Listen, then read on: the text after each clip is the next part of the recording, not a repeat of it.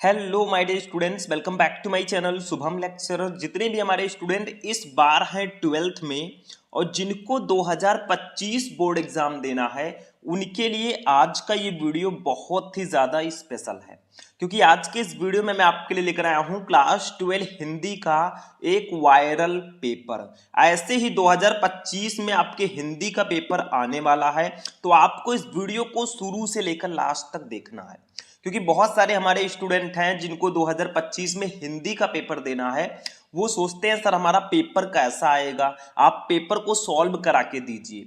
तो आज मैं आपको 12th हिंदी का जो ये वायरल पेपर है ना, पूरे 100 नंबर का जो पेपर है, इसको मैं सॉल्यूशन के साथ बताने वाला हूं।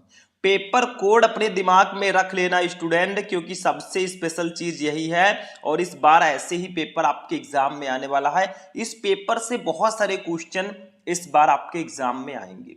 तो देखिए 2025 सामान्य हिंदी, यहाँ पे पेपर कोड रहेगा, पूर्णांक 100 नंबर का रहेगा, समय 3 घंटे 15 मिनट रहेगा। निर्देश कुछ आपको दिए गए हैं कि प्रारंभ के 15 मिनट परीक्षार्थियों को प्रश्न पत्र पढ़ने के लिए निर्धारित है। मतलब स्टार्टिंग के 15 मिनट आपको क्वेश्चन पेपर पढ़ना है, वो तो सिंपल सा है। ठीक, अब देखिए हम पूरे पेपर को सॉल्व करेंगे स्टेप बाय स्टेप। इस क्लास को देखना, बिल्कुल मिस मत करना, क्योंकि जितने भी क्वेश्चन इस क्लास में हैं, इस पेपर में है, सारे के सारे क्वेश्चन 5 स्टार वाले हैं। देखो आपका हिंदी का पेपर जो है स्टूडेंट, वो 2 खंड में डिवाइड होता है। एक तो आपका खंड का रहेगा, 50 नंबर का पूरे ये रहेगा, और दूसरा आपका खंड खा रहेगा, वो भी 50 नंबर का रहेगा। टोटल 100 नंबर का क्वेश्चन आपका रहता है। ठीक है, अब देखिए खंड का में जो सबसे फर्स्ट क्वेश्चन रहेगा, वो हिंदी साहित्य का बहुविकल्पीय प्रश्न रहेगा। मतलब आपको स्टार्टिंग में 10 बहुविकल्पीय प्रश्न दिए जाएंगे, एक एक नंबर के, यानी कि 10 नंबर आपको मिलेगा। 5 क्वेश्चन जो रहेंगे वो भैया हिंदी गद्य साहित्य से होंगे, और 5 क्वेश्चन हिंदी पद्य साहित्य से होंगे। तो पहले इसको हम देखते हैं, फिर गद्यांश, पद्यांश, जीवन परिचय, कहानी, खंड काव्य, ये सब रहेगा। फिर आगे खंड खा में हम चलेंगे। अब चलेंगे, अभी तो समय है ना, अभी देखिए आगे आगे देखिए होता है क्या। देखो फर्स्ट का है, हरिशंकर परसाई की रचना है। इसमें से कौन सी रचना है जो हरिशंकर परसाई जी की है? आपको सही ऑप्शन अपनी कॉपी में लिखना होगा। हिंदी की कॉपी कैसे लिखते हैं वो भी मैंने आपको पहले ही बता दिया। आप लोग सर्च करना 12th हिंदी की कॉपी कैसे लिखें, शुभम लेक्चरर, आपको क्लास मिल जाएगा। देखो हरिशंकर परसाई जी की रचना इसमें से कौन सी है? कल्प वृक्ष, धरती के फूल, तब की बात और थी, या फिर मेरे विचार। देखो भैया तब की बात और थी, ये जो रचना है ना, ये हरिशंकर परसाई जी की रचना है। और हरिशंकर परसाई जी जो हैं, इनका एक चैप्टर भी है आपके 12th हिंदी में, तो आप इनका जीवन परिचय पढ़ लीजिए भैया। ये ऐसे ही ऑब्जेक्टिव क्वेश्चन आते रहेंगे, मतलब उनकी रचनाओं को पढ़ लेना, ऑब्जेक्टिव क्वेश्चन ज्यादातर उसी से रिलेटेड आते हैं। खा वाला क्वेश्चन देखो, एक एक क्वेश्चन का मैं आंसर बताऊंगा। देखो वारिस कहानी संग्रह, मतलब वारिस जो कहानी है वो किसकी रचना है, मतलब इसको किसने लिखा है, ये आपसे पूछा जा रहा है।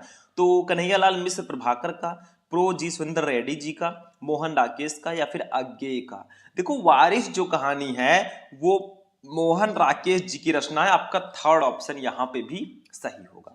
आप लोगों को अगर इस क्वेश्चन का आंसर पता है ना, तो जैसे मैं क्वेश्चन पढ़ रहा हूं, आप लोग फटाफट आंसर देते हुए चलिए, क्योंकि इससे ये होगा प्रूफ कि आप कितने स्मार्ट स्टूडेंट हैं और आपकी तैयारी कितनी अच्छी है। ठीक है, तो आप लोग मैं क्वेश्चन पढ़ूं उससे पहले आपका आंसर आ जाना चाहिए, क्योंकि अब आप लोग तैयारी कर रहे हैं और बहुत सारे स्टूडेंट 50% से ज्यादा तैयारी कर चुके हैं। गा देखो, आलोचनात्मक कृति कालिदास की लालित्य योजना के लेखक कौन है? मतलब आलोचनात्मक एक रचना है कालिदास की लालित्य योजना, इसके लेखक कौन है? हरिशंकर परसाई, डॉक्टर हजारी प्रसाद द्विवेदी, मोहन राकेश, या फिर महावीर प्रसाद द्विवेदी। तो भैया इसका देखो यहाँ पे थर्ड ऑप्शन कर दीजिएगा, दो बार हो गया है। ठीक है, लेकिन इसका जो राइट आंसर होगा भैया, वो डॉक्टर हजारी प्रसाद द्विवेदी जी होगा। मतलब आलोचनात्मक कृति जो है कालिदास की लालित्य योजना, इसके लेखक डॉक्टर हजारी प्रसाद द्विवेदी जी हैं। अब देखिए आपके हिंदी गद्य में डॉक्टर हजारी प्रसाद द्विवेदी जी का एक चैप्टर है अशोक के फूल। तो आप क्या कीजिए, इनका जीवन परिचय पढ़ लीजिए, इनका साहित्यिक परिचय और इनकी रचनाओं को पढ़ लीजिए। देखो इन्हीं की रचना से रिलेटेड यहाँ पे क्वेश्चन आ गया। आपका जीवन परिचय भी कंप्लीट होगा, साथ में ऐसे ऐसे क्वेश्चंस का आंसर भी आप दे लेंगे बहुत आसानी से। तो डबल एक तीर से दो निशाना भैया। घा देखो, संस्मरण विधा की रचना है, इसमें से कौन सी रचना है जो संस्मरण विधा की है? दीप जले शंख बजे, बाजे पैलिया के घुंघरू, अरे आयावर रहेगा याद, या फिर तब की बात और थी। तो इसका राइट आंसर होगा दीप जले शंख बजे। ये जो रचना है ना, ये संस्मरण विधा की रचना है। चलो आगे बढ़ते हैं। अभी तो हमें पूरे, अभी तो मापी है मुट्ठी भर जमी हमने, अभी तो पूरा आसमान बाकी है। अभी तो हमने 5 नंबर भी कंप्लीट नहीं किया। चलो अंगा नंबर, वासुदेव शरण अग्रवाल की रचना, इसमें से कौन सी रचना वासुदेव शरण अग्रवाल जी की है? अब देखो ये भी आपके हिंदी में है, तो इनका जीवन परिचय पढ़ लो भैया। जितने भी लेखक और कवि है ना, सबका जीवन परिचय, साहित्यिक परिचय और उनकी रचनाओं को पढ़ लो। जीवन परिचय का नंबर भी आपका कंप्लीट होगा और साथ में ये ऑब्जेक्टिव क्वेश्चन भी आपका आसानी से कंप्लीट हो जाएगा। तो अंतराल, त्रिशंकु, तट की खोज या वागधारा? भैया वागधारा जो है ये वासुदेव शरण अग्रवाल जी की रचना है। तो फर्स्ट वाले क्वेश्चन में यहां पे 2 कर दीजिएगा। देखो फर्स्ट वाले क्वेश्चन में 5 क्वेश्चन थे, 5 एक एक नंबर के, 5 नंबर आपका कंप्लीट हुआ। ये हिंदी गद्य साहित्य के बहुविकल्पीय प्रश्न थे। इस वीडियो को आप लोग लाइक करते हुए चलना। लाइक का टारगेट है सिर्फ 1000 लाइक का। अगर आप लोग 1000 लाइक तक इस वीडियो को पहुंचाते हैं ना, मैं आपको ऐसे ही सारे सब्जेक्ट की क्लासेस दूंगा विथ सॉल्यूशन, ठीक है।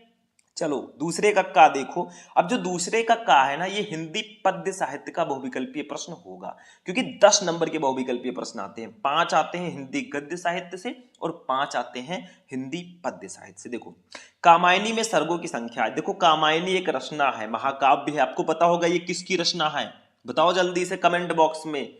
भैया हम पहले ही बता देते हैं, ये जो रचना है ना, ये जयशंकर प्रसाद जी की रचना है। कामायनी बहुत फेमस है, इसलिए मैं आंसर दे रहा हूं। अब एक क्वेश्चन मैं आपसे कर रहा हूं, उसका आंसर आप लोग देना। आप लोगों को बताना है यामा किसकी रचना है। यामा, यहां पे मैं लिख देता हूं यामा, ठीक है। देखते हैं कितने स्टूडेंट इसका सही आंसर देते हैं। सबको कमेंट करना है, खुद को सबको प्रूफ करना है। देखो कामायनी में कितने सर्ग हैं, ये आपसे पूछा जा रहा है। 12, 14, 15, 17 कितने सर्ग है कामायनी में? तो भैया इसका थर्ड ऑप्शन सही होगा, 15 सर्ग है। कामायनी में टोटल 15 सर्ग हैं।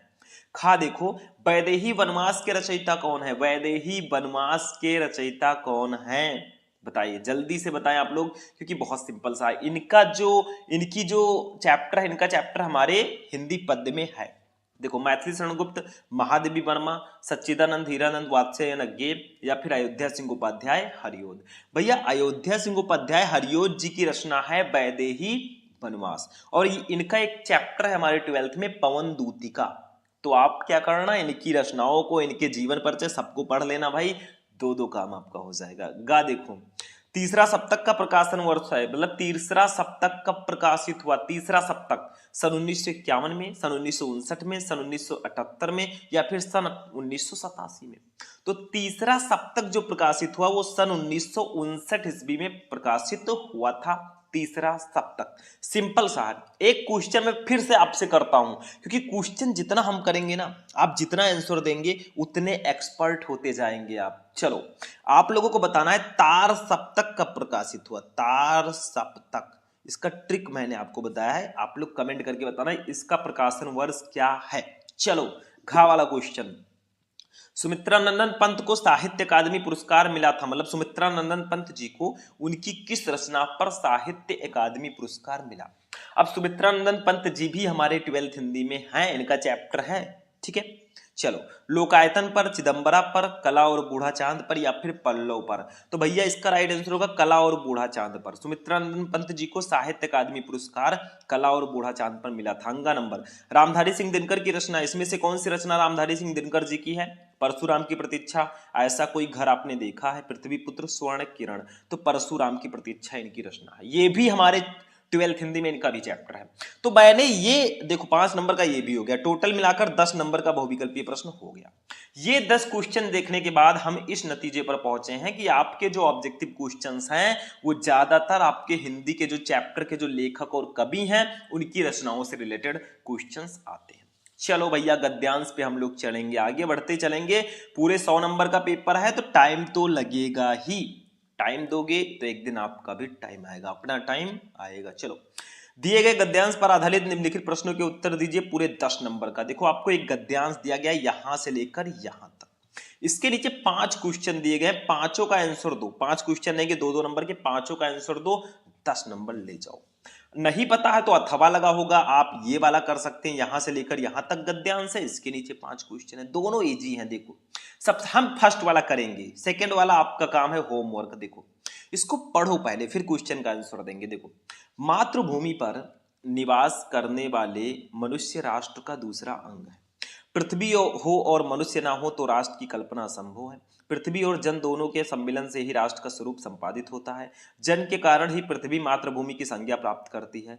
पृथ्वी माता है और जन सच्चे अर्थों में पृथ्वी के पुत्र है।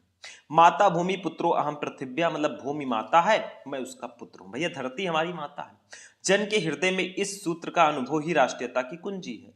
मतलब भूमि माता है, मैं उसका पुत्र हूं, ये अगर हमारे हृदय में है तो यही हमारी राष्ट्रीयता की कुंजी है। इसी भावना से राष्ट्र के निर्माण के अंकुर उत्पन्न होते हैं।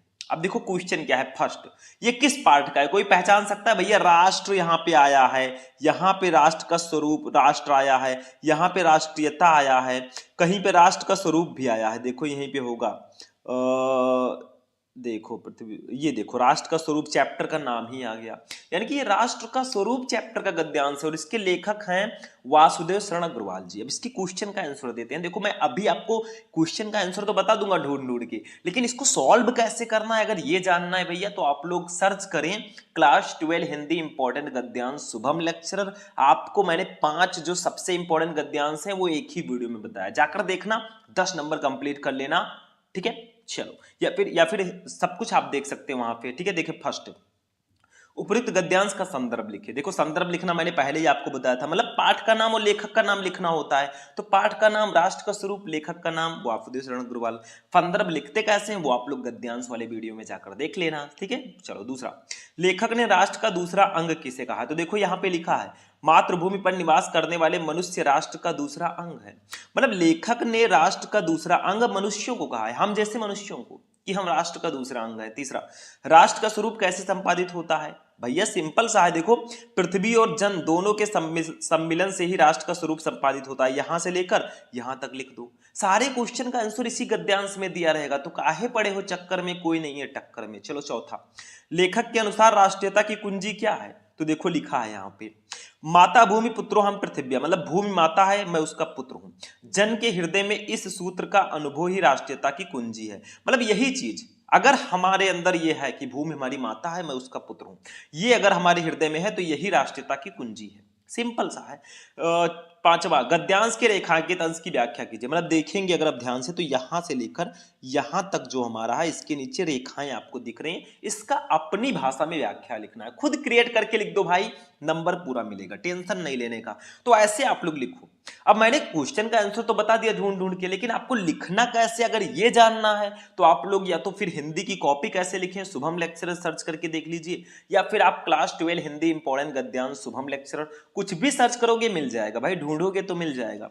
चलो ये दूसरा वाला गद्यांश आप खुद कीजिएगा, मैं बता देता हूं। देखो यहां ये अशोक के फूल चैप्टर का गद्यांश है और इसके लेखक जो हैं वो है, इसके कवि, सॉरी इसके नहीं लेखक, इसके लेखक हैं डॉक्टर हजारी प्रसाद द्विवेदी जी। तो ये आपको खुद करना, ये पढ़ना और इन 5 क्वेश्चन का आंसर देना। स्क्रीनशॉट ले लो, इसको खुद से करो, क्योंकि होमवर्क जब तक आप खुद प्रैक्टिस नहीं करोगे ना, practice makes a man perfect, practice एक आदमी को परफेक्ट बनाती है। तो आपको परफेक्ट बनना है तो प्रैक्टिस करना पड़ेगा रे बाबा। चलो पद्यांश पे आते हैं। ये देखो भैया 4th नंबर क्वेश्चन।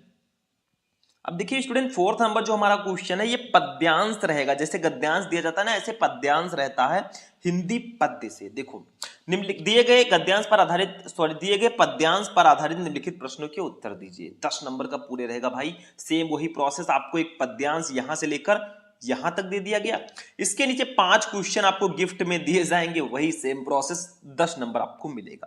देखो गद्यांश जितना इजी होता है ना, पद्यांश उतना इजी नहीं होता। आपको इसका हिंदी मीनिंग आना चाहिए तो आप अच्छे से कर लेंगे। मान लीजिए आपको नहीं पता है तो दूसरा अथवा लगा के आपको दिया जाएगा, यहां से लेकर यहां तक दे दिया गया समझ लो, और इसके नीचे 5 क्वेश्चन दे दिए गए।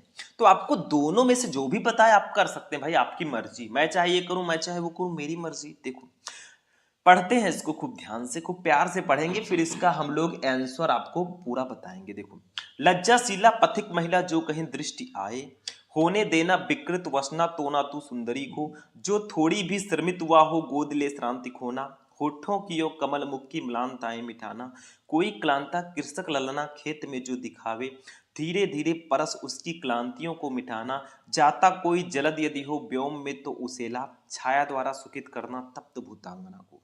ये हमारे पवन दूतिका पाठ का पद्यांश है। इसके कवि हैं अयोध्या सिंह उपाध्याय हरिओत जी।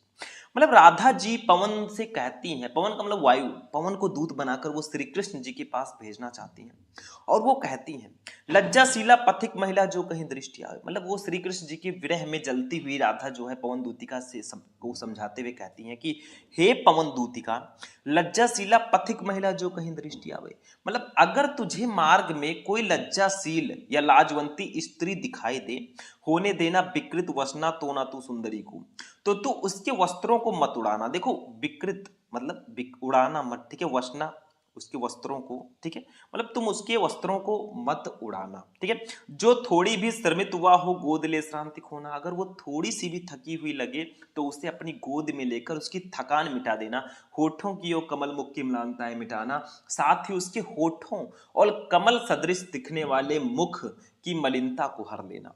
फिर कहती हैं कोई क्लांता कृषक ललना खेत में जो दिखावे, फिर वो कहती हैं कि यदि तुझे मार्ग में खेत में काम करती हुई कोई थकी हुई स्त्री दिखाई दे, कोई किसान की स्त्री दिखाई दे, कृषक ललाना का मतलब किसान की स्त्री, धीरे धीरे परस उसकी क्लांतियों को मिटाना, तो धीरे धीरे उसको उसके पास पहुंचकर उसको स्पर्श करके उसकी थकान को मिटा देना। क्योंकि जब कोई बहुत ज्यादा काम करता है ना, गर्मी लग जाती है भैया, तो अगर थोड़ी हवा चल जाए मजा आ जाती है, तो ये पवन हवा ही है, ठीक है। जाता कोई जलद यदि हो व्योम में तो उसेला, फिर वो कहती हैं अगर जाता कोई जलद मतलब कोई बादल, जलद का मतलब होता है बादल, यदि हो व्योम, व्योम का मतलब आकाश में, तो उसे लाना, मतलब वो कहती हैं कि अगर तुझे आकाश में बादल दिखाई दे तो उसे उसके पास लेकर आना, छाया द्वारा सुखित करना तप्त भूतांगना को, और उस भूतांगना को, उस स्त्री को छाया के द्वारा सुखित कर देना, ठीक है। भूतांगना का मतलब स्त्री होता है। अब इसके नीचे क्वेश्चन हैं, देखिए फर्स्ट है, दिए गए पद्यांश के कवि एवं कविता का नाम लिखिए। भैया कवि का नाम है अयोध्या सिंह उपाध्याय, कविता का नाम है क्या नाम है कविता का, पवन दूतिका। तो इसको भी मैंने आपको स्पेशली बताया, जब आप लोग सर्च करेंगे क्लास 12 हिंदी इंपॉर्टेंट पद्यांश शुभम लेक्चरर, आपको पद्यांश वाला वीडियो मिल जाएगा, जाकर देखना, मजा आएगा।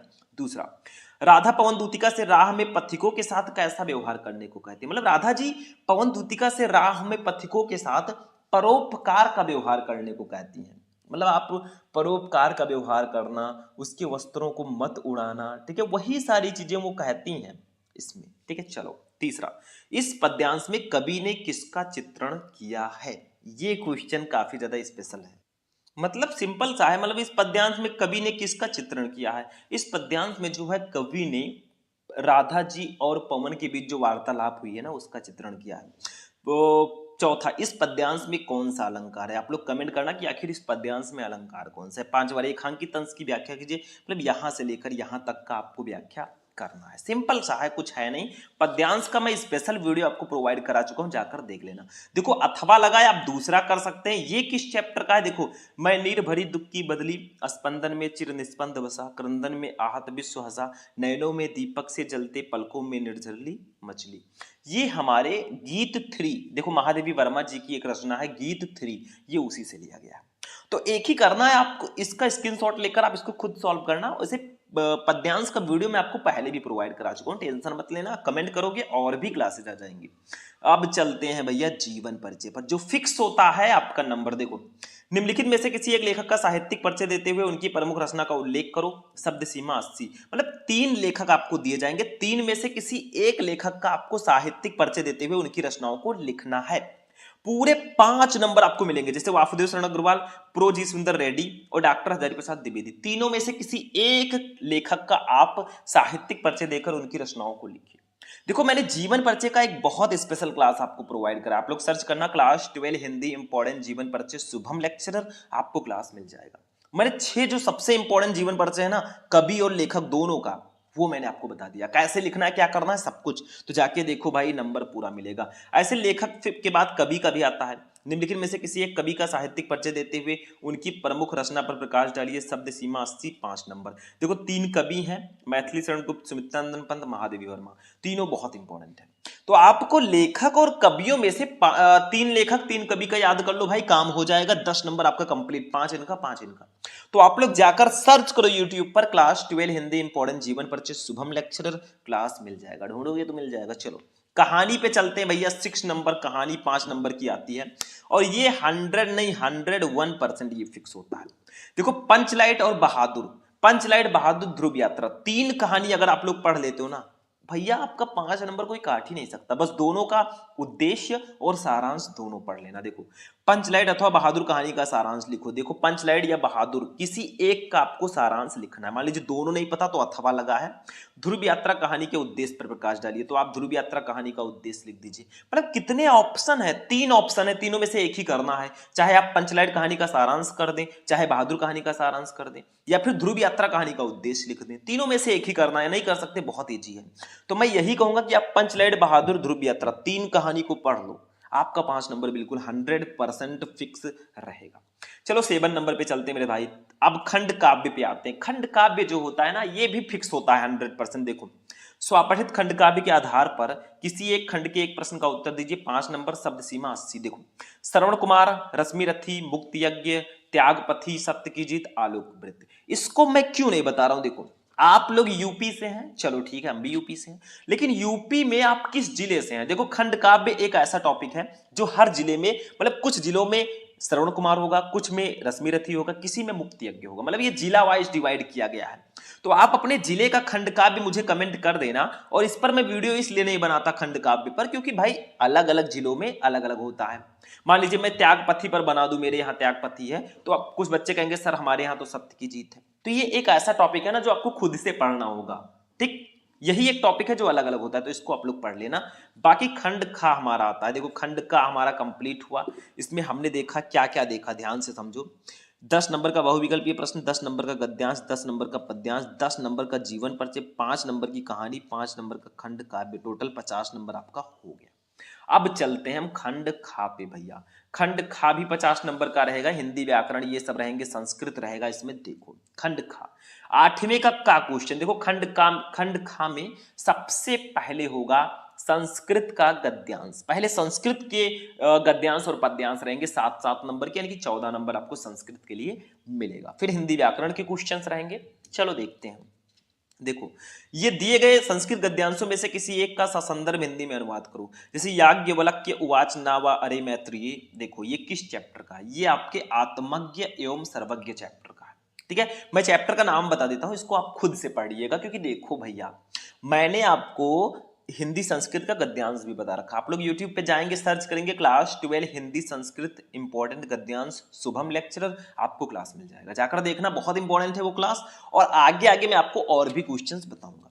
यहाँ पे मैं ये बता दे रहा हूँ कि हाँ ये इस चैप्टर का है। और 2-3 चैप्टर, मेरे नजर में 4 चैप्टर हैं जो बहुत इंपॉर्टेंट है। एक तो आपका है एक आपका है जातक कथा, एक है संस्कृत भाषा या महत्वम, एक है महामना मालविया, और एक है पंचशील सिद्धांता। अगर आप इन चारों चैप्टर का हिंदी अनुवाद कर लेते हैं ना, और चैप्टर को पहचानना आता है आपको, भैया नंबर 7 आपका बिल्कुल फिक्स रहेगा। नहीं जानते, देखो अथवा लगा है, इसमें भी 2 ऑप्शन रहते हैं। देखो ये संस्कृत साहित्य आदि कवि वाल्मीकि, महर्षि व्यास, कवि कुलगुरु कालिदास, अन्य च भाषा भारत, ठीक है। ये किस चैप्टर का है? ये संस्कृत भाषा या महत्वम चैप्टर का गद्यांश है। तो मैंने बताया संस्कृत भाषा या महत्वम चैप्टर बहुत इंपॉर्टेंट है। तो आप क्या कीजिए, जो मैंने मोस्ट इंपॉर्टेंट 4 चैप्टर बताया ना, उसको आप जाकर देख लीजिए, बहुत स्पेशल क्लास है वो। तो बाकी हिंदी संस्कृत के गद्यांश पे मैं ऑलरेडी आपको वीडियो प्रोवाइड करा चुका हूं। खा वाला देखो, अब संस्कृत का पद्यांश आएगा 7 नंबर का, ये 101% फिक्स होता है भैया। 7 नंबर, देखो दिए गए पद्यांशों में से किसी एक का ससंदर्भ हिंदी में अनुवाद करो। देखो नामे रोचते भद्रम व उलूकस्य विशेषणम अक्रुद्धस्य मुखम पश्य कथम क्रुद्धो भविष्यति। मतलब ये हमारे जातक कथा का एक शीर्षक है, उलूक जातकम, ये उसी से लिया गया है। वैसे अथवा जो लगा है, दूसरा है सुखार्थिना कुतो विद्या विद्यार्थिना कुतो सुखम, सुखार्थी व त्यजेत विद्याम विद्यार्थी व त्यजेत सुखम। अब ये हमारे सुभाषित रत्नान चैप्टर का है। तो इसमें एक चीज याद रखना, मैं बता देता हूं, दिमाग में रख लेना। सुभाषित रत्नानी चैप्टर एक ऐसा टॉपिक चैप्टर है ना, जिससे आपके पद्यांश आते ही आते हैं। बाकी ये जो दिया गया है ना, ये सब तो एक एक श्लोक आपके एक दो चैप्टर में दिए गए हैं, उसको पढ़ लेना। लेकिन सुभाषित रत्नानी चैप्टर के जितने भी श्लोक हैं सारे के सारे आपके जुबान पर उसका मीनिंग होना चाहिए और आपको पहचान में आना चाहिए, ये ध्यान रखना मेरे भाई। चलो 9 नंबर देखते हैं। देखो ये अब आ गया मुहावरे एवं लोकोक्तियां। देखो निम्नलिखित मुहावरों में से किसी एक का अर्थ लिखकर वाक्य प्रयोग कीजिए। 2 नंबर। जैसे दाल में काला होना, इसका मतलब होता है कुछ गड़बड़ होना है।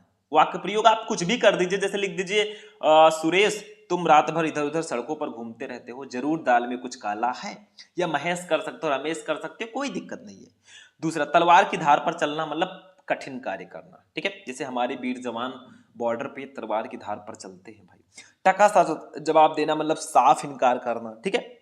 चांदी काटना मतलब बहुत धन अर्जित करना, बहुत धन कमाना।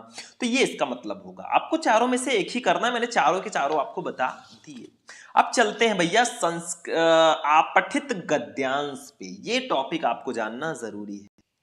अब देखो आपठित गद्यांश जो है मेरे भाई, ये बहुत इंपॉर्टेंट है, पूरे 5 नंबर का आता है। देखो ये गद्यांश दिया गया इतना बड़ा, इसके नीचे 3 क्वेश्चन रहेंगे, 5 नंबर आपको मिल गया। नहीं जानते तो अथवा लगाइए, दूसरा वाला दिया गया, इसके नीचे 3 क्वेश्चन रहेंगे, आप लोग इसका भी आंसर ले सकते हैं। मतलब सिंपल सा है, दोनों में से एक ही करना है। हम पढ़ लें, थोड़ा सा आपको बता दें एक आइडिया, बहुत सिंपल है। मतलब इसको पढ़ो, फिर 3 क्वेश्चन दिए जाएंगे, इसका आंसर आपको इसी गद्यांश में मिलेगा।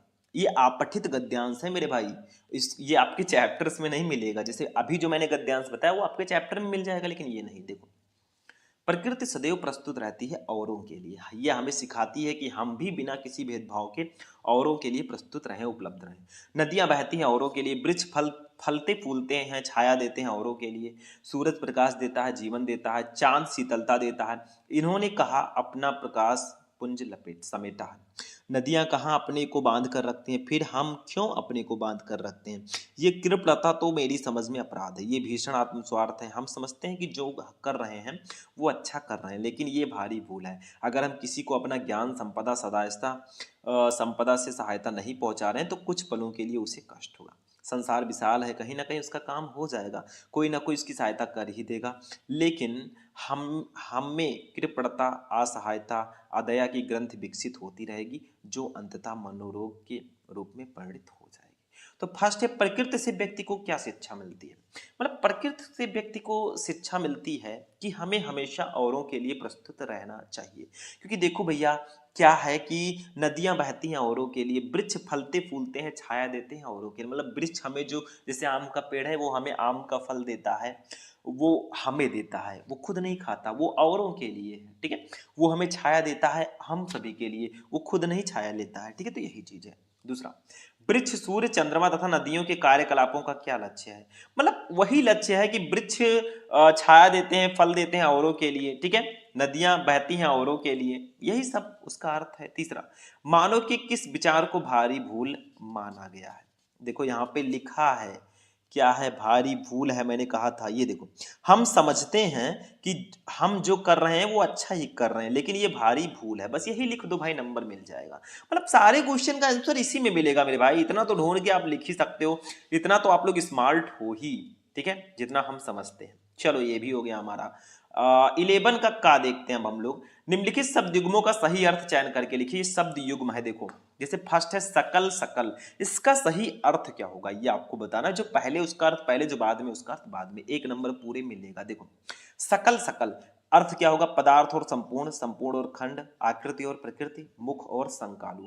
भैया सकल, सकल का जो सही अर्थ होगा वो हो जाएगा आपका बी वाला ऑप्शन, संपूर्ण और खंड। इस सकल का मतलब होता है संपूर्ण, इस सकल का मतलब होता है खंड, तो दूसरा बी वाला ऑप्शन आपका सही होगा।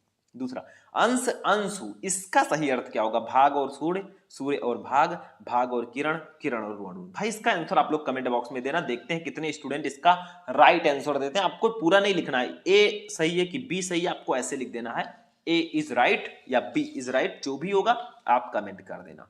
ये देखो भैया अनेकार्थी शब्द, देखो निम्नलिखित शब्दों में से किसी एक शब्द के 2 अर्थ लिखिए, 2 नंबर का पूरे आएगा। देखो जैसे अमृत, अमृत को और किन नामों से जानते हैं, मैं बोल रहा हूं आप लोग प्यार से लिख लेना कॉपी पेन में। देखो अमृत, अमृत को लिखिए आप, इसका अनेकार्थी शब्द लिख सकते हैं, जल, दूध, सुधा, अमर। ये 4 मैंने बता दिया, आपको 2 ही लिखना है। वर, वर का मतलब, वर का आप लिख सकते हैं दूल्हा, श्रेष्ठ, सुंदर।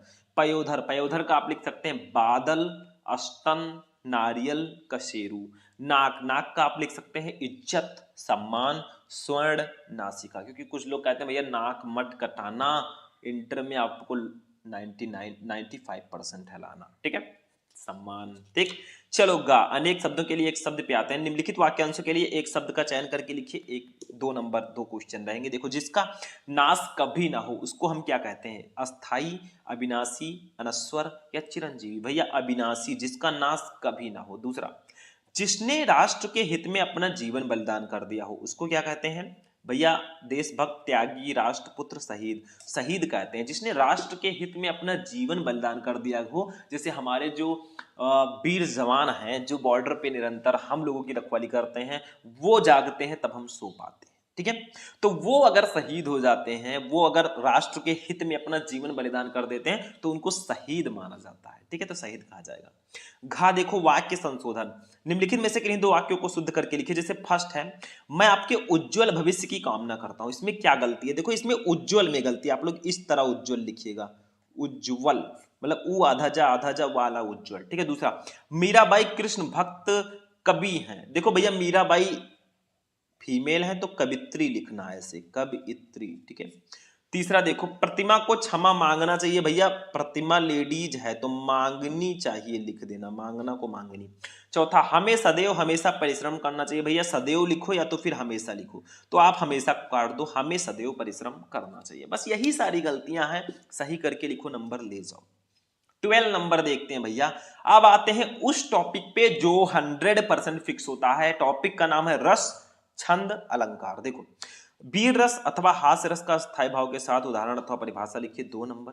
श्लेष अथवा उत्प्रेक्षा अलंकार का लक्षण अथवा उदाहरण लिखिए, 2 नंबर। दोहा अथवा सोलठा छंद का मात्रा सहित लक्षण उदाहरण लिखिए, 2 नंबर। मतलब ये रस, छंद और अलंकार है।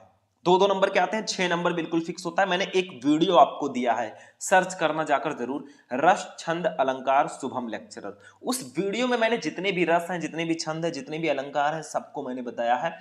फिर 15 से 20 मिनट का वीडियो जाकर देख लोगे ना, 6 नंबर आपका ऐसे एग्जामिनर देगा, ले बेटा इस पे तेरा ही हक है। 13 नंबर पत्र लेखन पे आते हैं। देखो, दैनिक समाचार पत्र में प्रकाशित विज्ञापन के आधार पर संविदा सफाई कर्मी पद पर नियुक्ति हेतु संबंधित जनपद के जिलाधिकारी को एक आवेदन पत्र लिखो, 6 नंबर। अथवा लगा है, किसी बैंक की स्थानीय शाखा प्रबंधक को अपनी पुस्तक की दुकान खोलने हेतु ऋण प्राप्ति के लिए आवेदन पत्र लिखो। तो दोनों में से आप किसी एक को करिए भैया। और पत्र लिखते कैसे हैं वो हमसे पूछिए, यूट्यूब पर सर्च कीजिए, मिल जाएगा। सारी क्लासेस में आपको दे चुका हूं, आखिर मैं पढ़ा किस लिए रहा हूं? आप ही लोगों के लिए। तो चलो 14 नंबर, निम्नलिखित विषयों में से किसी एक पर अपनी भाषा शैली में निबंध लिखो, 9 नंबर। जैसे पर्यावरण प्रदूषण, विद्यालयों में स्वास्थ्य शिक्षा का महत्व, शिक्षा का गिरता स्तर, इंटरनेट लाभ और हानियां, भारतीय कृषि एवं विज्ञान। इन 5 में से किसी एक टॉपिक पर आपको निबंध लिखना है। निबंध में हेडिंग बहुत अच्छे से डालना, मैंने निबंध लिखना आपको बताया है। सर्च करना यूट्यूब पर क्लास 12 हिंदी इंपॉर्टेंट निबंध शुभम लेक्चरर, वीडियो मिल जाएगा, उसको देखना। उसमें जितने भी मोस्ट इंपोर्टेंट निबंध है सबको मैंने बताया। 9 नंबर आपका पूरे कंप्लीट कराया है, तो जाकर देख लेना। तो ये हमारा पूरा पेपर भैया कंप्लीट हुआ। 50 नंबर का खंड खा, 50 नंबर का खंड का और खंड खा, 100 नंबर का पेपर हमारा पूरा कंप्लीट हो गया। ज्यादातर मैंने आपको सॉल्यूशन भी दिया। पूरा सॉल्यूशन चाहिए आप लोग कमेंट करना, वीडियो को जितना हो सके लाइक करना, चैनल को कर लेना सब्सक्राइब। मिलते हैं फिर नेक्स्ट वीडियो में नेक्स्ट टॉपिक के साथ, तब तक के लिए जय हिंद।